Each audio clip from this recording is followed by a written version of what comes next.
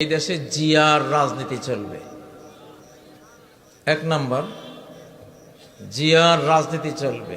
আর জিয়া যে ইসলামী রাজনীতিকে এই দেশে এনেছিলেন ৭৫-এর পরে, সেই ইসলামী রাজনীতি চলবে।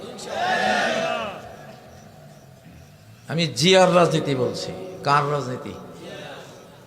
জিয়ার রাজনীতি ছিল নারায়ে তাকবীর, আল্লাহু আকবার, জয় বাংলাকে বিদায় করে দিয়ে কি নিয়ে আসা? নারায়ে তাকবীর, আল্লাহু আকবার। ঠিক নয় কি? আমরা সাক্ষী, আমরা ৭ই নভেম্বর প্রত্যক্ষ করেছি।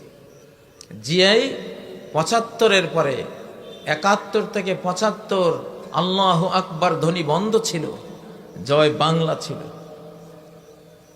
জিয়াউর রহমান একজন মুসলিম ছিলেন। তিনি এই দেশে আল্লাহু আকবার ধ্বনি তোলার জন্য ইসলামিক রাজনীতিকদেরকে, ওলামাদেরকে বলে দিয়েছেন, আপনারা এখন থেকে এই স্লোগান দেবেন। ৭ই নভেম্বর ট্যাঙ্কের উপরে, ঢাকায় ট্যাঙ্কের উপরে জনগণ, সৈনিকরা মিলে নারায়ে তাকবীর, আল্লাহু আকবার দিয়ে ঢাকার আকাশ বাতাস সেদিন প্রকম্পিত করেছিল। মুরব্বীরা যারা আছেন তারা সাক্ষী। তাহলে এই দেশে জিয়ার রাজনীতি চলবে। কোন রাজনীতি? তিনি যে ইসলামী রাজনীতিকে প্রমোট করেছিলেন, বৈধতা দিয়েছিলেন, অনুমোদন দিয়েছিলেন। জিয়ার রাজনীতি হলো এই দেশের উন্নয়নের রাজনীতি, এদেশের মানুষের পেট ভরাবার রাজনীতি এবং এই দেশের স্বাধীনতার রাজনীতি। উই রিভোল্ট বলে তিনি হানাদারদের বিরুদ্ধে বিদ্রোহ করেছিলেন। ঠিক নাকি? আমরা জিয়াকে সেই জন্য শুকরিয়া জানাই, আল্লাহ শুকরিয়ার পর। তার দলের উচিত জিয়ার রাজনীতি করা। ঠিক নয় কি? আর যেটা চলবে এই দেশে ইসলামী রাজনীতি, জিয়ার দলেরও উচিত এই ৩টা পিলার রক্ষা করা।